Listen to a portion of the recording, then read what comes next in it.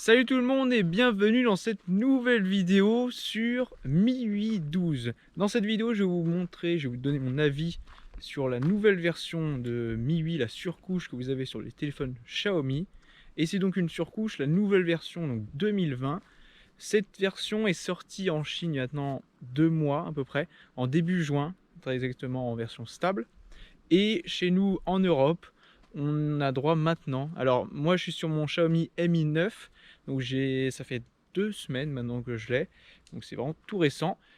Et si vous avez un Redmi ou un Xiaomi un peu plus ancien, un Mi ancien ou un Mi Lite quelque chose, vous l'aurez d'ici peut-être le mois d'août, fin août, voire septembre.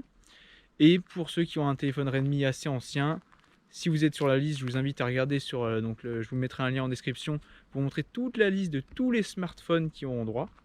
Et voilà, vous pourrez voir si votre smartphone aura droit à cette fameuse mise à jour. Alors comme vous voyez ici, on est dans une petite zone. Je suis avec Yohan. On est en train de tourner un nouveau plan donc avec le drone. Il y aura une nouvelle vidéo qui arrivera. Alors j'ai déjà tourné cette vidéo de MIUI 12 où ça me plaisait pas ce que j'ai fait. Et donc j'avais fait un plan dans un hôtel abandonné. Vous verrez ça sur la chaîne, c'était trop bien, c'était juste excellent. Et là donc on est dans une église abandonnée en Corrèze pour ceux qui se demanderaient. Et donc regardez-moi ce paysage pour vous parler de MIUI 12. Parler de MIUI 12 parce que Xiaomi ont enfin décidé d'écouter les reproches qu'on fait à MIUI depuis des années, à savoir son design qui est hyper vieillissant. Le design MIUI, c'est quelque chose qui était très chinois, c'est-à-dire qu'on a vraiment un truc assez brut, alors que Android depuis des années évolue avec quelque chose de design, c'est fluide, on a tout ce côté animation qu'on a comme sur iOS, c'est pareil, on a ce côté fluide très agréable à utiliser et qu'on n'avait pas sur MIUI. Et MIUI d'ailleurs, MIUI de chez Huawei, ColorOS pareil de chez Oppo, Vivo, enfin tout le groupe BBK électronique.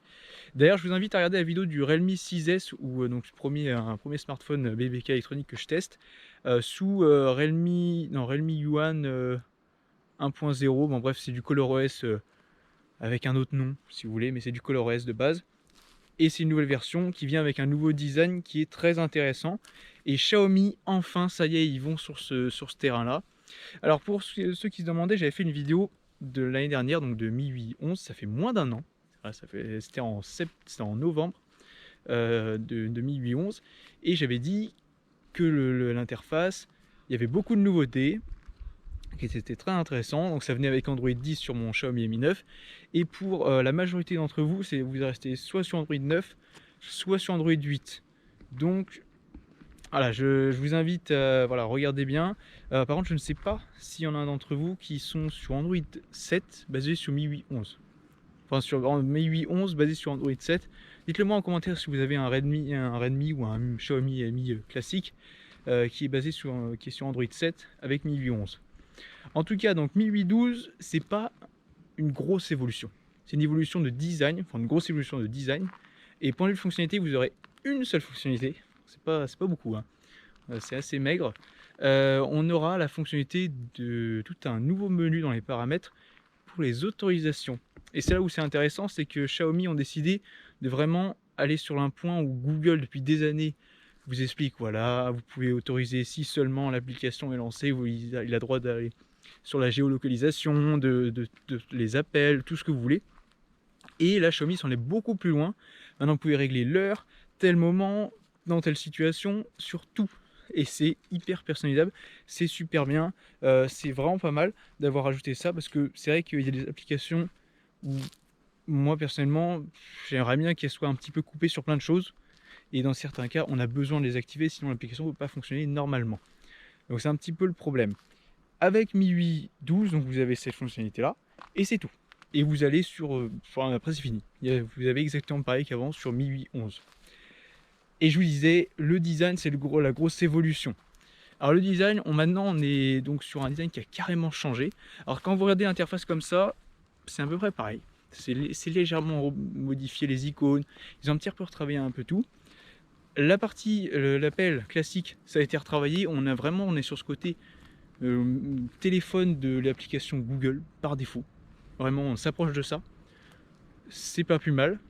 Et ensuite pour les contacts c'est pareil, pour les SMS c'est pareil, donc c'est hyper intéressant parce que vraiment on a ce côté vraiment design qu'on n'avait pas avant. Un point très important, et je sais qu'il y en a beaucoup qui n'ont pas aimé, c'est que Xiaomi on leur reproche par le côté iOS. Et moi-même je leur reproche ce côté-là que j'aime pas forcément. Ah, même si c'est très sympa d'avoir des animations dans tous les sens, mais c'est du copier-coller. Vraiment il n'y a aucun effort de fait, c'est du copier-coller de ce que fait Apple. Et du coup Xiaomi reprend ça et le met sur son Mi 8 et terminé. Voilà, ils ont fait une nouvelle interface. Sauf que Xiaomi ont décidé de copier iOS sur iPad. Je m'explique. Quand vous êtes sur votre iPad, vous allez faire un glisser sur la notification en haut à droite. Vous allez avoir le fameux tableau avec tout ce qui est données mobiles, Wi-Fi, Bluetooth, lampe torche, tout ce que vous voulez, tous les raccourcis.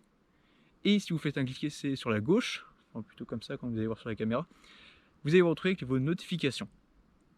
Ils ont fait pareil, juste pareil, sauf que vous avez sur la partie où vous pouvez avoir les raccourcis, vous pouvez personnaliser ces raccourcis, à la différence d'iOS où vous ne pouvez pas.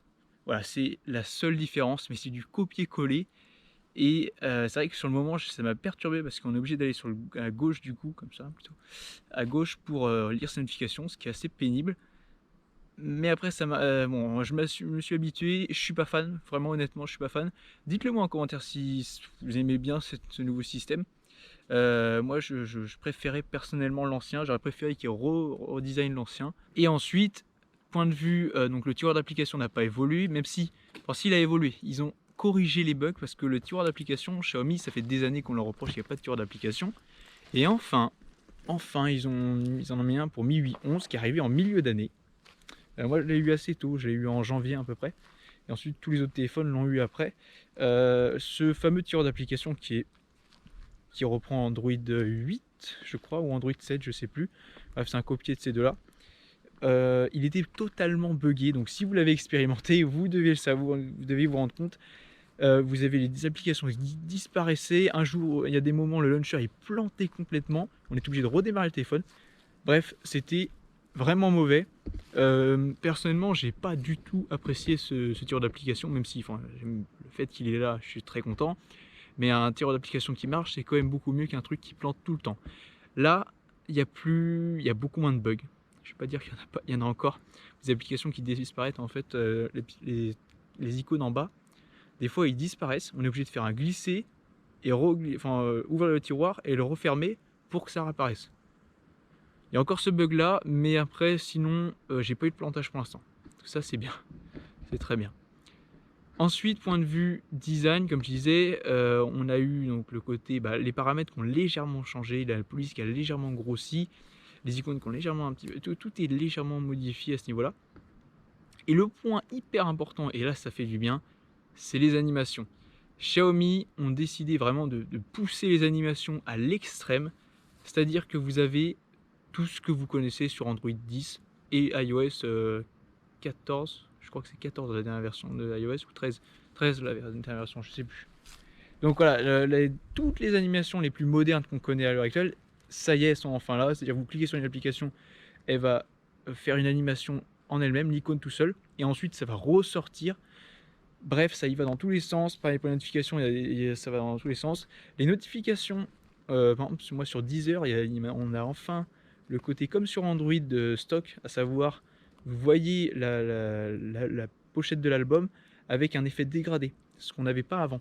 On avait un truc assez basique, sombre, c'était brut. Pour le dernier point de Mi 8 11, on va parler du super wallpaper. Alors c'est quoi? C'était un argument qu'ils ont balancé à fond. Ouais, regardez ça, maintenant, vous avez deux options, à savoir les fonds d'écran animés de la Terre ou de Mars. Alors j'ai choisi la Terre au début, ensuite j'ai changé pour Mars, juste pour changer en fait. Si vous voulez, le principe c'est que quand vous êtes de base, votre écran, quand vous mettez votre téléphone en veille, il va afficher la planète Mars ou la planète Terre, qui va tourner. Vous pouvez le désactiver d'ailleurs, ça, qui soit un écran noir. Moi j'aime pas quand l'écran reste tout le temps allumé. Donc moi j'ai désactivé, mais de base il sera activé si vous activez cette fonction, et vous pouvez le désactiver après. Donc ça c'est le truc sympa. Dès que vous voulez déverrouiller votre téléphone, d'un coup il va faire un zoom très sympathique sur la planète. C'est fluide, on sent que ça a été bien travaillé. c'est ça qui est c'est plutôt intéressant. Et ce côté animation là aussi, on reconnaît enfin vraiment qu'ils ont poussé les animations à l'extrême. Et vous allez vous retrouver avec la planète de côté. Et dès que vous déverrouillez votre téléphone, il va faire un zoom dessus, qui est aussi très sympathique. Et là, vous avez sur la planète Terre, vous avez 3 points de repère, enfin de zones où vous pouvez zoomer. Et pareil sur Mars. Alors je sais plus c'est lesquels. Je crois qu'il y a la Chine, il y a l'Islande, il y en a un autre, je sais plus lequel. Donc vous avez plusieurs points et Mars, je sais plus tous les noms. Et donc vous pouvez choisir votre zone. Et ensuite, quand vous allez slider dans votre bureau, ça va légèrement bouger la caméra sur la planète que vous avez choisie. Donc c'est le petit plus de Mi 812 voilà, qu'ils ont vendu en disant waouh, c'est incroyable, c'est classe, il faut le dire, c'est vraiment classe. Sûr, quand vous êtes là, vous êtes au téléphone, regarde, clac, je déverrouille, ça va dans tous les sens. C'est joli, c'est sympa à regarder, faut le dire. Après, c'est pas révolutionnaire, mais ça fait du bien de voir ça. Franchement, sur Mi 8, c'est quand même un petit plus au niveau des animations. Donc voilà, j'ai fait le tour sur tout ce qu'il y avait. Après, il y a des petits détails dans les paramètres. Maintenant que vous avez le stockage ou dès que vous penchez votre téléphone, ça va. Enfin, c'est des détails pas très intéressants, mais qui sont là. Donc voilà, pourquoi pas. Et donc Mi 812, personnellement, j'aime bien parce qu'ils ont travaillé quelque chose que je reprochais depuis des années. Et en même temps, ils ont fait le côté Apple qui est.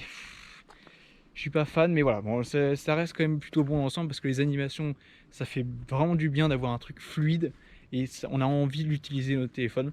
Alors qu'avant, on avait moins envie, le fait que les animations sont beaucoup moins présentes.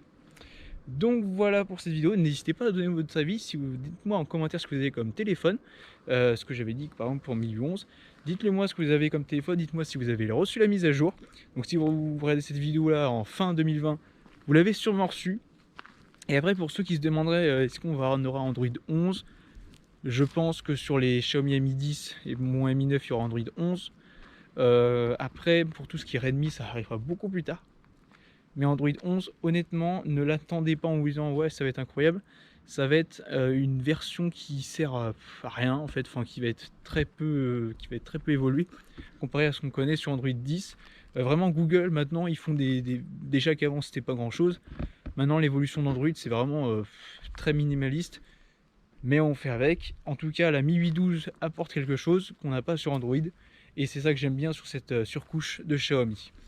Donc voilà, je vous dis à la prochaine vidéo. N'hésitez pas à liker, vous mettre un commentaire, vous abonner, et salut!